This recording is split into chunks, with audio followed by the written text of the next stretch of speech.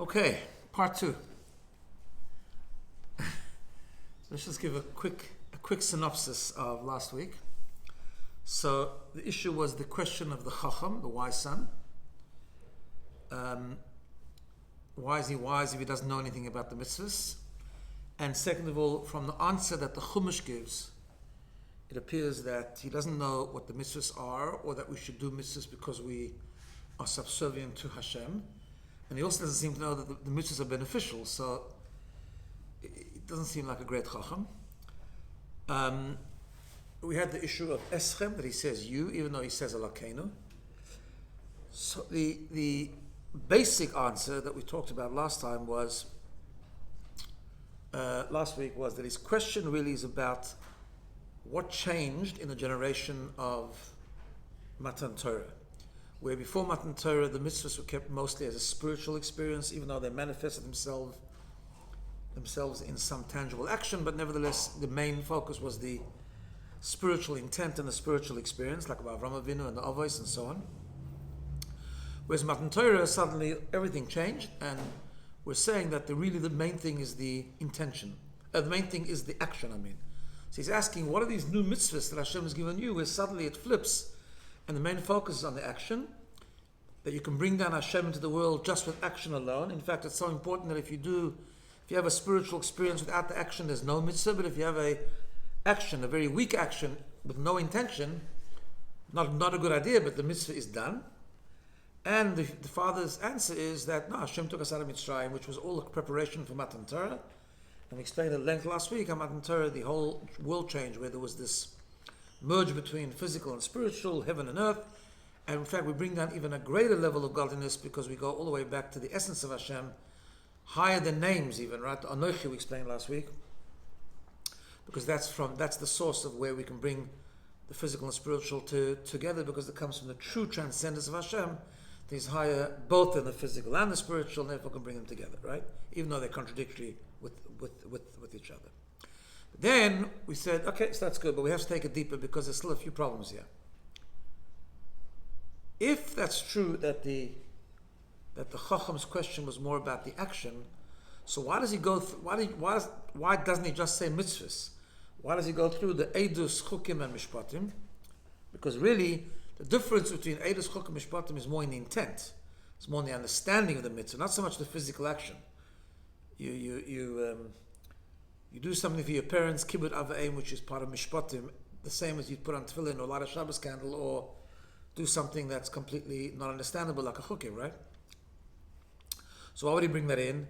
We also, seems from the previous Rebbe's Maimer, that there's still a bit of a question of why he says Eschem, especially because he seems to divide the two into like a general question, a specific question. So why couldn't he just say Hashem commanded you in a general sense? So we have to all develop that. So, and then he left off with the last question was, which we're going to deal with today, is how come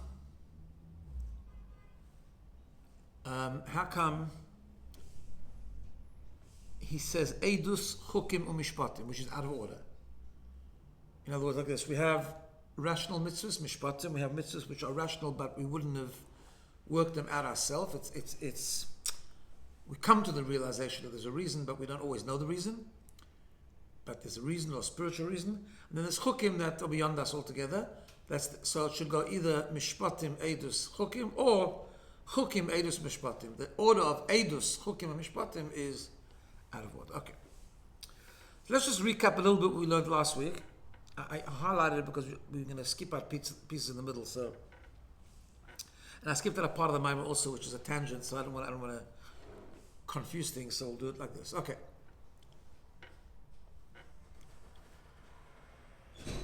So,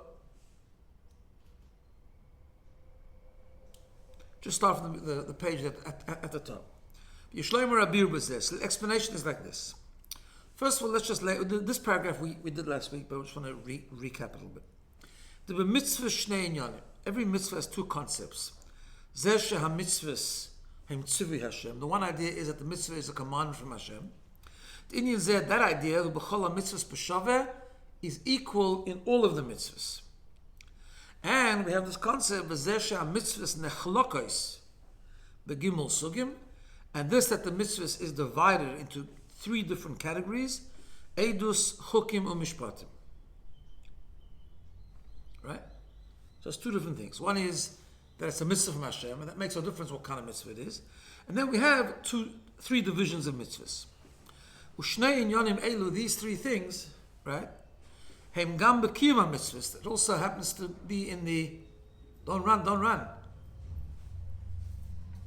Happens to be also in the fulfillment of the mitzvah. Oh, you got a page there, right? That there's the kavanah klalis. Every mitzvah, there's two intentions. There's a general intention. When I do a mitzvah, one intention is that I'm doing it to serve Hashem, just to do His commandment. I don't care what mitzvah it is, right? The kavanah zu, this intention of b'chol mitzvahs b'shaveh, is equal in all of the mitzvahs. And you also have kavanah pratis. You also have a specific intention.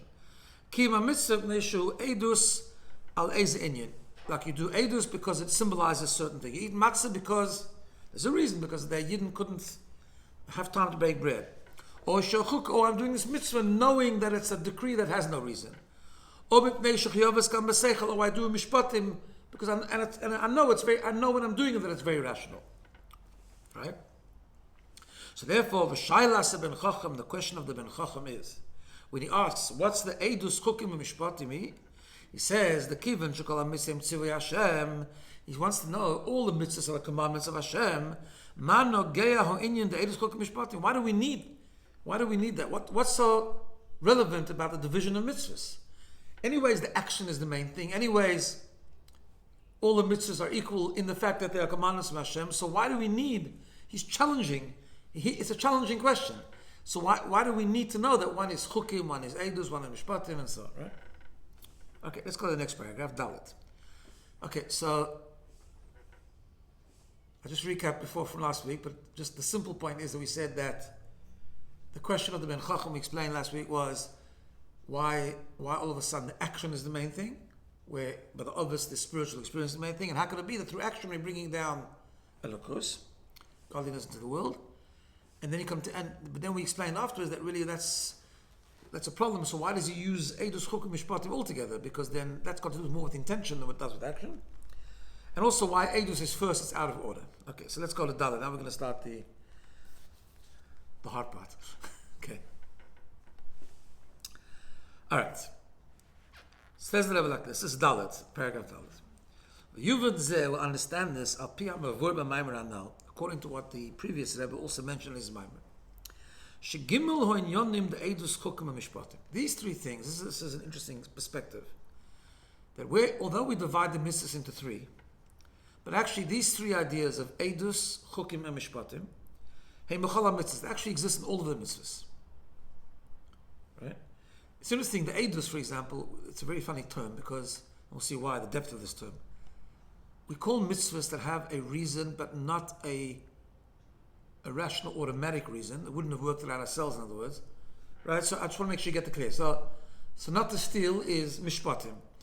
Even if the Torah wouldn't have been given, Chasham, I could kind of work it out. Eating matzah doesn't have a natural reason to it, a logical natural reason. I wouldn't have made it up myself. I wouldn't have thinking, it's very important to eat matzah on Pesach. What's another example? Tefillin, bris, okay. All those kind of mitzvahs, right? Then a mitzvah would have made it myself. But they're given, and there's a rationale to them that Hashem gives us, right? So, for some reason, they're testimonials, they're called. Eidos. They symbolize something that Hashem, and they're called eidos. Eidos, an aid in Hebrew is a witness. So, to witness to a particular thing. Okay. So, mishpatim, the term is understood. Mishpatim means natural laws, logical laws, civil laws. And chukim means statutes that we don't have reason. Okay. But what he's saying here is that all these three things exist in every mitzvah. Let's see. First of all, shegam ha-mitzvahs to chukim and mishpatim, we find in the Pesach that all the mitzvahs, including chukim and mishpatim, nikroim b'shem edus. They're called edus. There's a Pesach, it says here in the brackets. It's a Pesach in Tehillim, I think, by Yakom edus b'Yakov. Testimony arose in Yaakov, meaning mitzvahs were given to the Jewish people. And there it refers to all mitzvahs as edus. Same thing with regard to chukim. Shegam ba mitzvah shal pitam, Even mitzvahs that have a reason. Eidus, for example. Va'afilu mishpatim, even mishpatim, right? Hatamu rak aklos mitzvah. The reason is only on the general mitzvah. V'lo ala pratim, not the details. Details are often completely irrational. I'll give you an example in a second. And ve'apratim, the details are b'oifen chuko chakakti gzeira gezarti, right? It's just it's a mitzvah. Hashem says, that's it. I'll give you a couple of examples. First of all, stealing. So you're not allowed to steal. What happens if you steal? You have to give it back. Okay, that's pretty logical. How much do you have to give back? Double. That's a logical mitzvah. Why double? Why not triple? Why not one? Why not 1.5? So chukah, that's not sure wants it. And not always you have to give the double. When you give back the principal, that's considered, even if you admit to stealing, you have to give it back. But if you admit to stealing, if I shot and based in tomorrow and say, look, I made a terrible mistake, I stole something yesterday, right? Normally the way the double works is I get caught. There's two witnesses that come and say, he stole. Okay, it says, you stole, give back double, right? But if I admit to it first before witnesses come, I only have to give back the principal. Even if witnesses show up afterwards. In other words, because it's a halacha, you can't obligate yourself in a fine, right? That's how it works. Fines can only come through witnesses. There's a lot of dinim like that. Just in general, the court system, the court justice, right? Last night I introduced someone that comes to Kayemet. We had a session here, we learned Gemara together. I wanted to introduce him to Gemara. He's a lawyer, he's very interested in legal stuff. So I introduced him to laws of inheritance, so a piece of Gemara, a simple piece of Gemara. He was very fascinated. He was fascinated that sometimes in legal things, it's the same conclusion, particularly in those type of Gemaras where it's dealing with legal stuff, right? And he was amazed that it predates all the legal systems and so on. What he doesn't know is, which will come next time, he'll come across details that actually have nothing to do with them. It's just Torah. So, the concept, for example, that if you have a litigation, that testimony will be a proof, right? I mean, that's a normal thing. That's very logical. The problem is that it's not logical the way the Torah says it. Two witnesses, 1 on 1, 1 on 3, 1 on 13. I mean, 2. It has to be 2. It can be more, but it has to be at least 2, right? Then you have, if you have 4 come, and they come as a group, and then 1 is turned out to be invalid, the entire testimony falls apart. Why don't we just eliminate the 1 and keep the 3? It's Hashem once finished. That's all together. So there's plenty of chukim around, even mishpatim, right? Details. The essential law makes sense, but not necessarily the details. So there's chukim and everything, right? The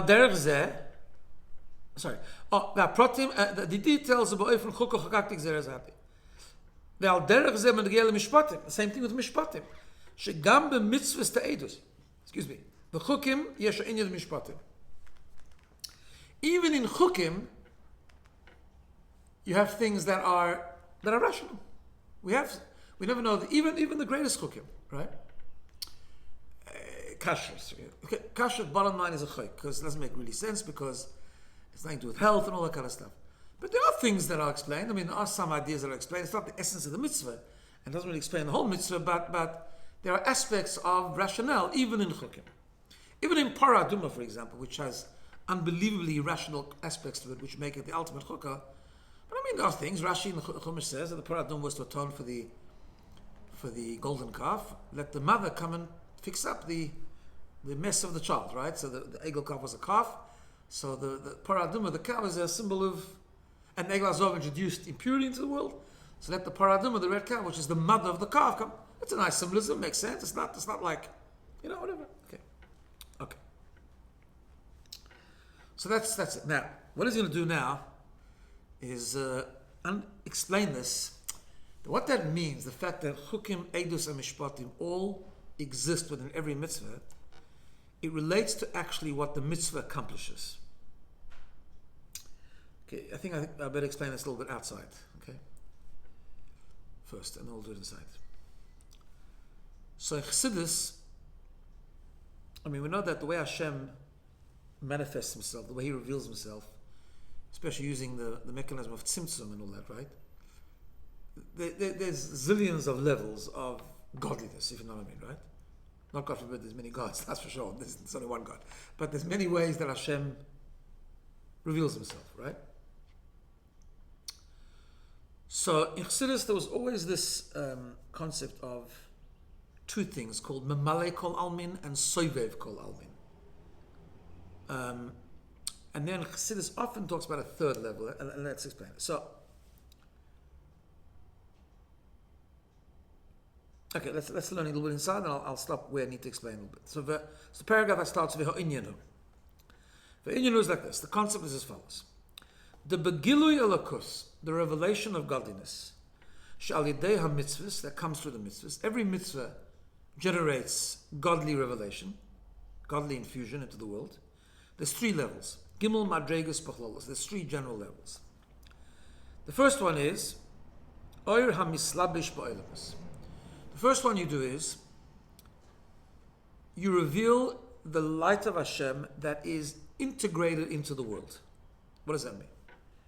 So without mitzvahs, just a world on its own, especially this world we're talking about, is a world that conceals all the levels of godliness, right? You look at the world, unless you learn about it, unless you know about it, godliness is just not revealed on any level, okay?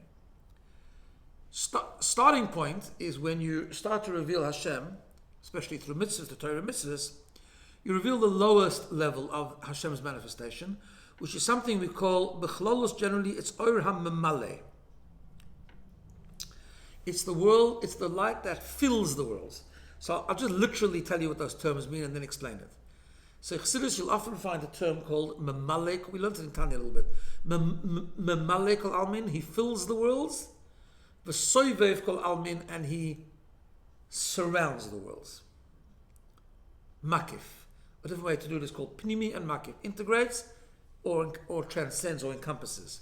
Now, when we say encompasses, we don't mean physically that he's outside of the world. All these things are in the world.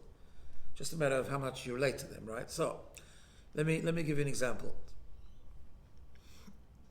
So there's a Chazal that tells us that just like the neshama fills the body, so too Hashem fills the world. Now, what does it mean the neshama fills the body? So in your body, for example, you've got certain parts of the neshama that comes in the different parts of your body that you can actually really feel to some degree. I mean, if you recognize that it's the neshama, right?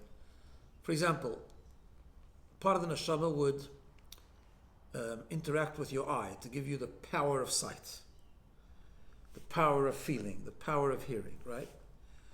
It's a different level of intensity of the neshama that comes into different parts of the body depending on the keli, depending on the vessel that is in a particular body, right? And you connect to that and you feel it to a certain degree because it's diluted enough and tzimtzumed enough, so to speak, that it can actually interact and be felt in the different parts of the body. So I would ask you, where do you think you'd point to your head? Because you feel, you don't feel yourself thinking in your foot, you feel yourself thinking in your brain, right? Where do you hear? You know you hear in your ear. Where do you see in your eyes, right? So in other words, you feel that it's a real interaction between the spiritual power and the organ of the body, right? Then, I'm just giving you a sort of bit of an analogy to understand the difference between Mamalek al-Almin and Sovev al-Almin. Then there's parts of the body, for example, parts of our neshama, parts of our personality that are too powerful to actually manifest itself in any part of the body, right? And therefore are there, but in a remote, they're there like in a transcendent way, in a remote way. Very powerful, but not felt anywhere in the body because it's much higher than the body. For example, Rotzan, right? The power of will. Chassidus maintains that the power of will has no keli in the body. Modern science might conflict with that a little bit, but right? That's okay, that's okay.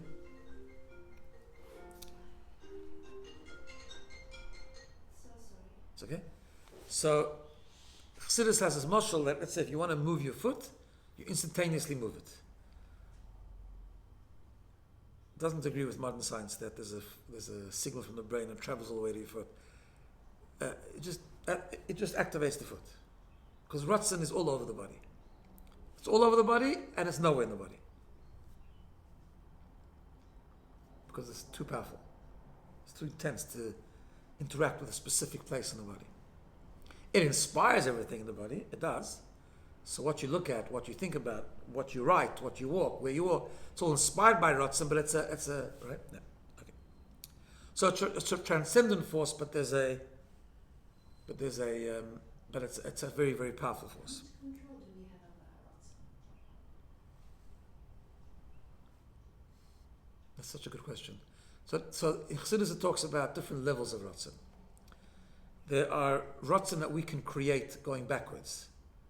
We can learn about something. We can learn about something to such an extent that we really decide to want it, right? Especially in spirituality, because we don't bite. So the Ratzon of the Nefesh Habam is not much control. Right? The animal soul don't have much control. We have control to reject it, right?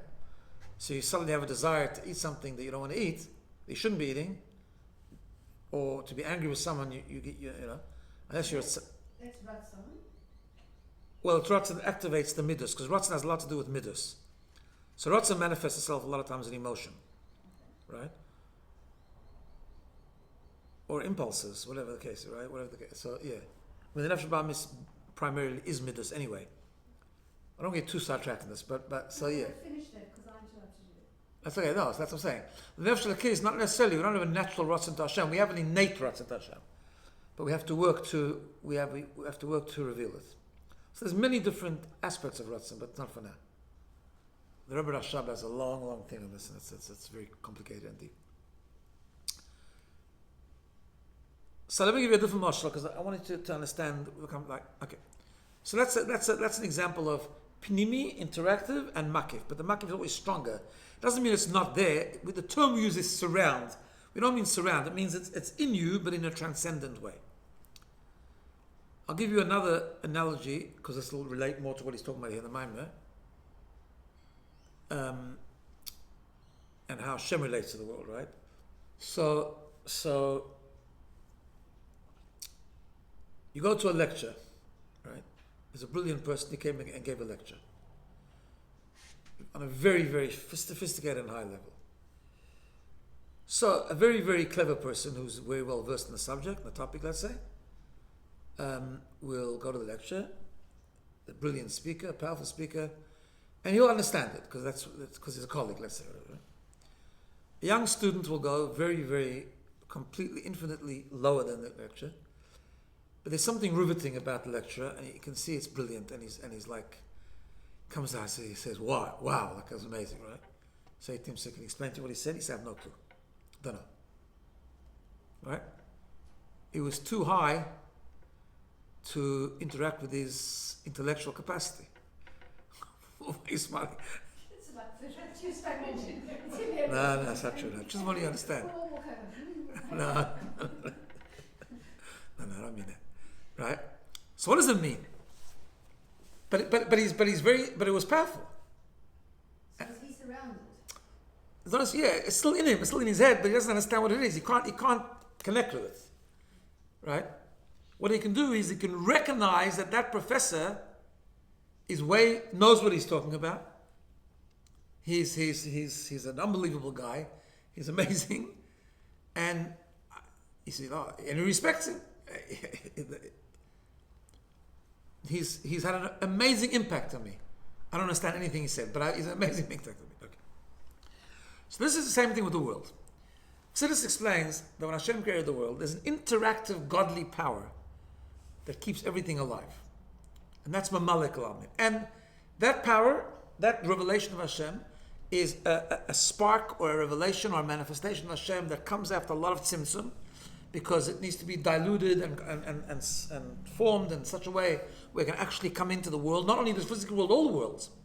And it will come into each component of the world according to its level. So the Elokus, the godliness that interacts with this world, is very different to that godliness that is felt in the world of Bria or Yitzira. Different worlds, different Kalim. Within this world itself, I'll give you an example. The godliness that is in a stone is a lower level, felt at least, recognized lower level, a revelation, so a lower manifestation, I should say, than a tree. When you look at a tree, you can see something. If you're a little bit smart, you know that there's a godly power there because it's moving, it's growing, there's life. There's life in a stone too, you just can't see it at all. Right? That's why we learned in Tanya, that Tanya says, no, even a stone has a Dvar Hashem, but it's much more Tzimtzum Dvar Hashem, right? It's much more godly spark. So that's a Malak Kalam. It interacts with the world, it relates to the world. But really, there's what guides that to keep on keeping the world alive, there's a much greater revelation of Hashem, which is what we call higher than Seder Hishtalshel. Seder Hishtalshel is the evolution of the world. There's an encompassing, a transcendent light, right? That is higher than any rationale, higher than any understanding, that any creation or being of any of the worlds could fathom. But we just know it's higher than us. We know we don't understand it.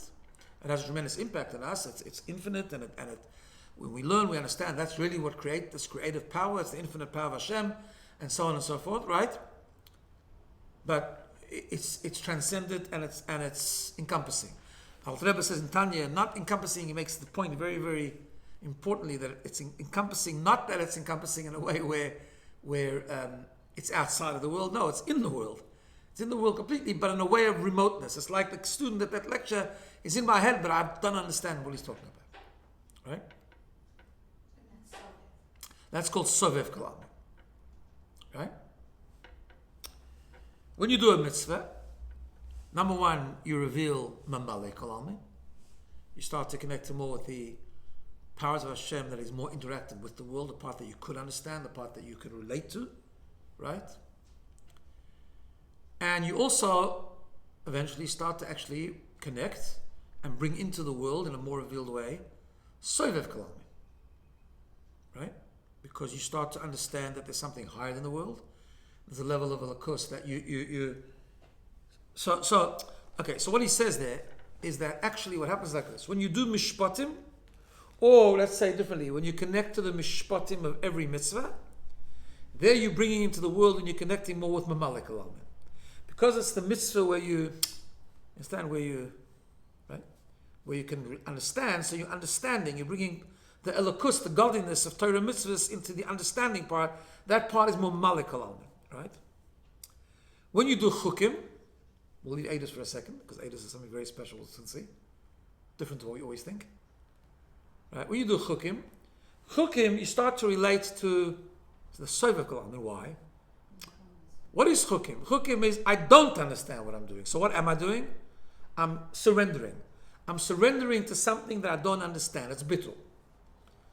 I'm surrendering to the will of Hashem. I'm surrendering to the mitzvah, to the mitzvah or the part of the mitzvah that actually has no understanding. It's just the will of Hashem. That's what it is. The will of Hashem, finished. That's all I need to know.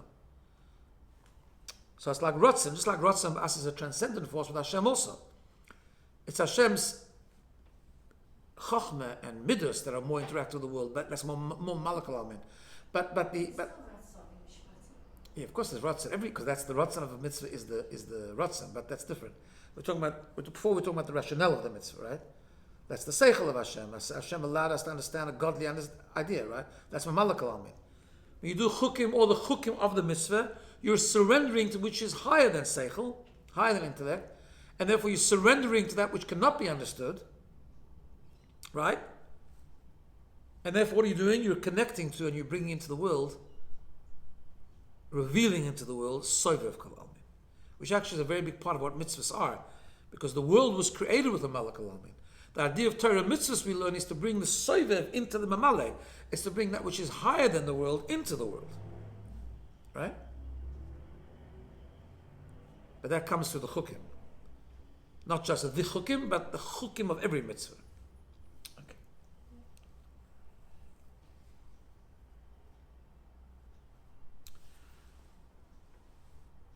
Let's just run through inside, because you see, so it's like this. I'm going to go fast. The Begilu Elokus al the mitzvahs and the revelation of the Elokus, godliness, through the mitzvahs, Gimel, Madregas, Kalias, there are three general levels. Oiram Islabish Ba'ilamis, you bring the light which is enclosed in the world, interact with the world. The Becholus, or Amale, generally speaking, that's the light of Mamalek Almin. And then the Oir Shalom Ma'ilam Islabsh, then you bring the light which is higher than coming into the world. Ba'ilamis in the world, I will Shaykh Ba'ilamis, but still connected to the world. This is what he's going to tell us now. Sovev Kol Alman is higher than the world, but it's connected to the world. The Bechlolus Oira Sovev, that's the Sovev. We'll explain this in a minute greater, in a deeper way. Generally, it's Sovev Kol Almin, right? Then, he's going to say it quickly now and then come back to it. There's a third level, which will connect to Eidos, which we'll see later. V'atzmus Oirin Sof, then you actually eventually bring down the essence of Hashem, which is completely higher than the world, not even connected in any way to the world, which we'll see and see why. So he explains. When we talk about the light of Mamalikal Almin, Musa Gamba Seichel.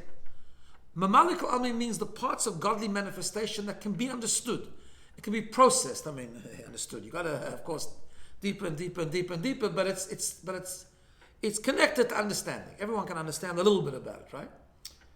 You can understand, like, it's brought down that the difference between a munah of a Jew and a munah of a non-Jew is a little bit to do with this, that a non-Jew really only has an obligation to believe in Mamalekal Almin. Because Mamalekal Almin makes sense. In other words, you can't have a world that happened on its own. You have to have a world that's created, right? That's the basis of a munah, really. And therefore there's a force to keep the worlds alive. Understand? And the world has an Hashem. I get it. Simple. Start getting to surrendering something outside of the world, outside of understanding, that's already a bit uniquely Jewish. That's a different type of surrender already. Understand? Okay. That's why, the Rambam, I think the Rambam here, Paskins, there's an interesting thing about Avodah Zarah even, right? That, can you believe in a what's called Shittuf? I believe there's two powers. Can you believe that Hashem is ultimately in charge, but he also delegates and he gives some middle management and right. So for us, that's mamash avodah zarah, complete avodah zarah. There are halachas. A goy is also obligated not to do avodah zarah, right? But there are opinions in great Rishonim like the Rambam and so on that say it's mutter, it's permissible for a non-Jew to believe in shittuf. Shittuf, partnership. So Hashem delegates and he shares authority.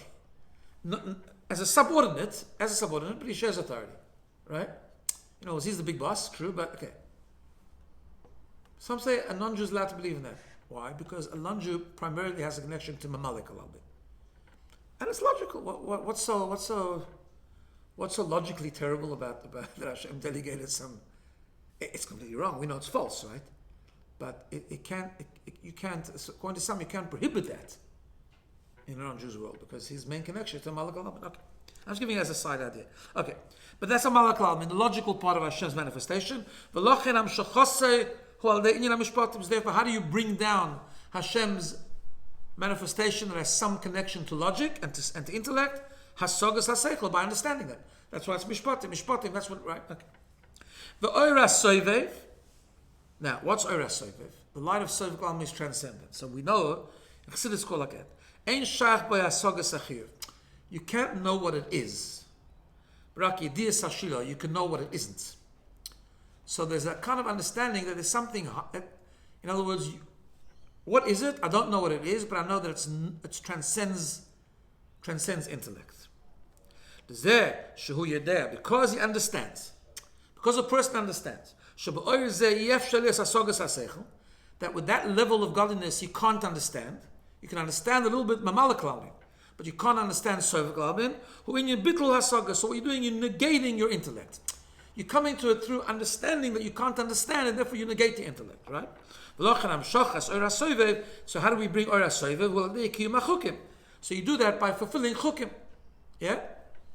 The idea of chukim is that you surrender your intellect. I don't understand, I'm going to do it anyways. As Rashi says with regard to Paraduma, Hashem says, I'm giving you this, you have no permission to question intellectually this mitzvah. You've got to do it by surrendering yourself. Okay, now, what's the third level? So Alter Rebbe gives the thing in Tanya that when you say Oira Soivev Kol Almin cannot be understood, I can't understand it, right? That means it transcends logic, but it's somewhat connected to logic. Let me explain. Alter Rebbe gives a beautiful mashal. I gave you that thing with the professor before, right? It's okay. So the guy says, listen, that guy, I don't understand it. It's way above me, right? Okay, but the child understands something, right? There has to be a connection. What would happen, for example, if you compare two things?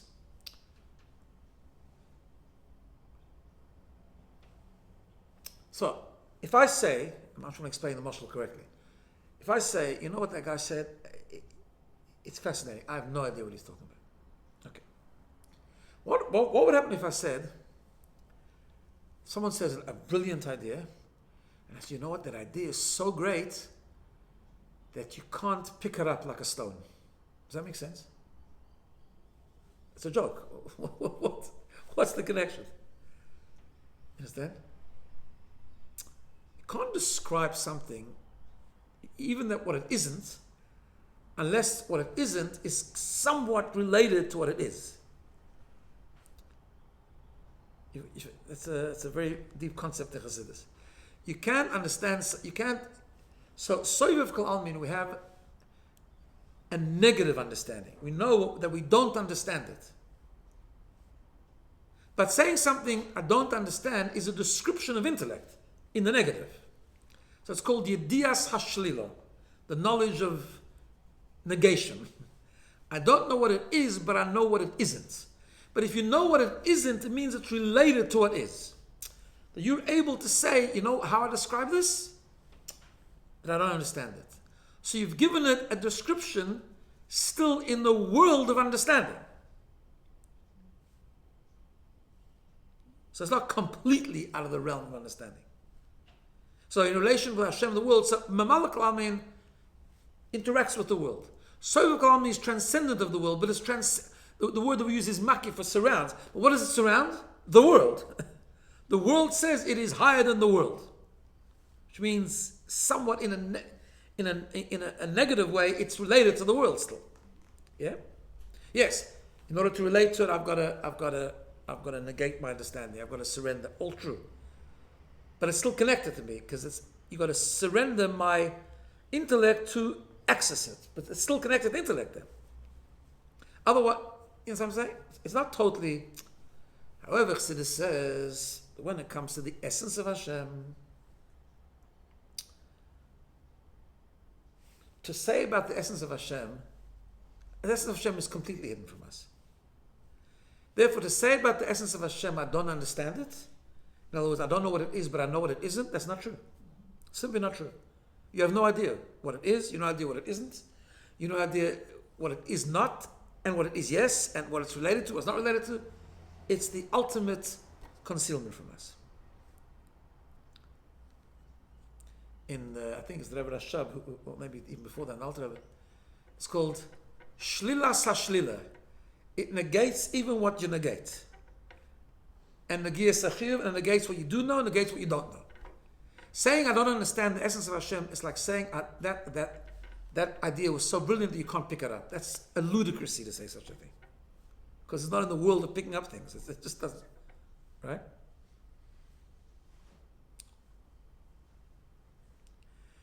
That level, that to bring the essence of Hashem into the world. When, by the way, when I talk about all these things bringing into the world, tzaddikim have a better understanding of what it means when we bring something into the world. We don't really understand that, but we know that Shabbos is different than the rest of the week. We know that the tefillin is holy. We know these things, but we'll only see when Mashiach comes. Right? Okay. But nevertheless, we try, at least in our minds, we try and talk about what it means to bring these different levels of Hashem into the world, right?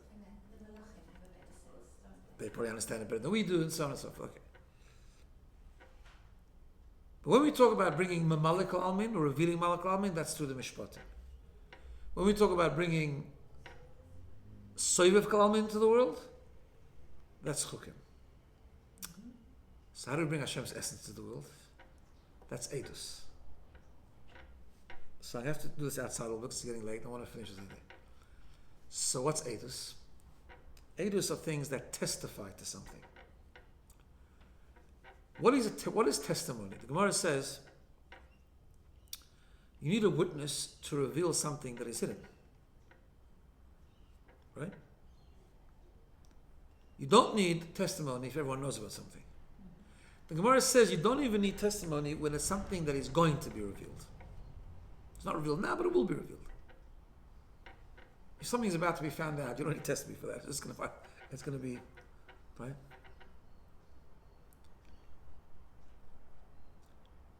Eidus is the concept of testimony means the idea of testimony is that there's something hidden and the witness is revealing it. In terms of mitzvahs, those are the mitzvahs that represent the essence of Hashem. Why? Because there's something that's hidden, not transcended like Sovev Kalam. Sovev Kalam is also hidden, but it's not the ultimate hidden because it's connected to revelation, it's connected to intellect. It's through negation. It's what I don't understand, which means it's connected to my understanding. Right? And the essence is? The essence of Hashem is what we did this once before, it's called the Helem Atzmi. It's the ultimate concealment, the ultimate mystique. It's the ultimate thing that we actually have no idea of. It's higher than everything. It is everything. It can be everything and nothing together. It can be light and darkness together. It's something that we don't know what it is and we don't know what it isn't. It has no description. Like these three things, a little bit like I told you last week, Anochi and Hashem Elokecha, yes, in a way. Hashem is like more Sovev Kalam, Elokim is more Malak Kalam, and Anochi is this. Okay. So those are the three mitzvahs. Those are the three parts of the mitzvahs in every single thing. Now, when did Hashem reveal his essence? At Matan Torah? yeah, but we reveal Hashem's essence with all mitzvahs. All mitzvahs track back. No, but when did he reveal his essence? In creation? No. No. At Matan Torah? He manifest. First of all, the whole term revealing essence is a big issue also because essence is not like light, that it's either shining or it's dark. No. Right? Even when we say Mashiach will come, Hashem's essence will be properly revealed, Yeah. it's actually, the word revealed is because it's the only term we have. But it's not revealed like a revelation. It's revealed, we'll relate to it, we'll connect to it, we'll feel it, whatever that means. Because the essence of Hashem is higher than revelation, it's higher than concealment, higher than light and higher than darkness. We don't know what it is. But yes, we will be part of the essence of Hashem, or we'll feel the essence of Hashem, we'll appreciate the essence of Hashem when Mashiach comes. We use the word reveal, but it's actually different to when we talk about manifestations of Hashem. Right? Now, a couple of more important points. Just like these are the ways we bring down Hashem into the world, the three levels of Hashem's godliness, Hashem's manifestation is through the three parts of every mitzvah. Now I can already see why the Chacham goes Eidus, Chukim, and Mishpatim, right? Because Eidus is the high now. Eidus is actually the highest mitzvah. This is Hashem, Chukim is negation of surrender of intellect, and then Mishpatim is intellect, right? So this actually, not only about what level of Hashem's godliness we bring down, but it's also how we do a mitzvah. Right? How we do a mitzvah. We have to do a mitzvah on three levels. We have to do a mitzvah on the level of mishpatim, which means we try and understand the mitzvah. Yeah, that's like mishpatim. We have to do a mitzvah in a way of chukim, where we learn that there's something higher than us, so we surrender our intellect. That's an important part of the process. And that's chukim. We appreciate that it's the Ratzon of Hashem. And we also have to do a mitzvah like Eidus. What is that? What does that mean? Because where's the origin of the neshama? The origin of the neshama is the essence of Hashem. At the end of the day, we know that Hashem and Yidden are one. And we once explained, we don't have time to do it today, we once explained that the oneness of the Yid with Hashem in its origin is even deeper than the oneness of the Torah and Hashem. Right? That which has the deepest root, the deepest origin, and with the oneness of Hashem is the neshama. So the pintal Yid, the essence of a Yid, is one with the essence of Hashem. And that's another level of doing a mitzvah. Not that I have to surrender my intellect. I do the mitzvah because I am that mitzvah. I am Hashem. I'm one with Hashem. So it's a natural thing for me to do a mitzvah. It's a level of bittul that is much higher than chukim. Chukim means I am one, I understand, I have an understanding, I exist, but I'm going to surrender me to the higher cause. Eidus means I'm doing the mitzvah Because I am that mitzvah. I'm one with Hashem. Not because I have to surrender. I am that.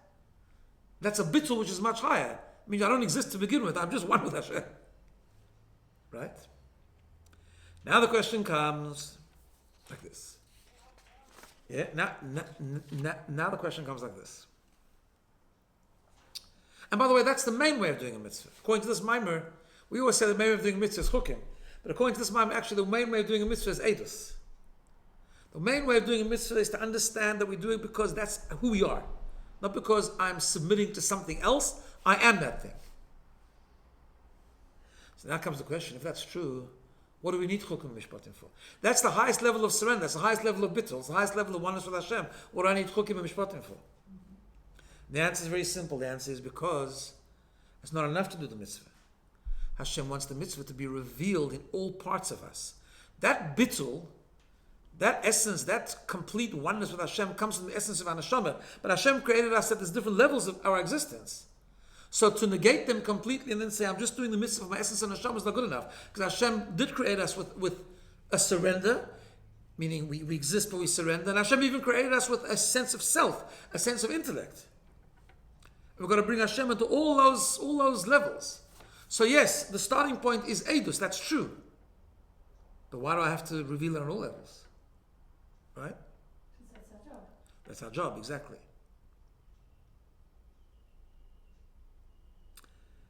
And that's the question of the Ben Chacham. That's the Chacham's question. The Chacham's question is, why do I have to divide it up? In other words, I know that you bring Hashem to. I know you answered me. I know that the mitzvah is the main thing. I know we're bringing Hashem into the world. But if we bring him on the level of edus, what do we need chukim and mishpatim for? That's the part he doesn't get. And next, right?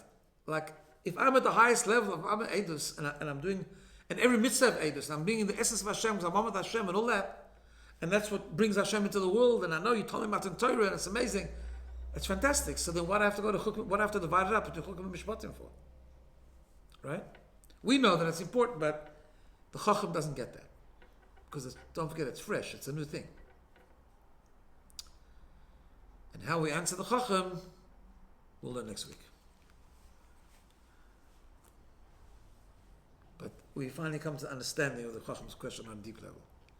But it's in its own right, it's an amazing explanation about edus, chukim, and mishpatim. It's a phenomenal thing. This is one of the classic. Rabbi Yoel Khan, who was one of the chief authority on Chassidus, other than the Rebbes. In other words, he taught, like, if you want to know real understanding of the Rebbe's teachings, Rabbi Yoel Khan was the man, right? I've listened to a lot of his shiurim, and it's like he loved this man. It was one of his favorites.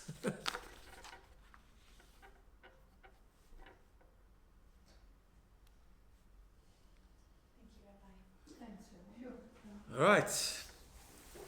One more next week before we break.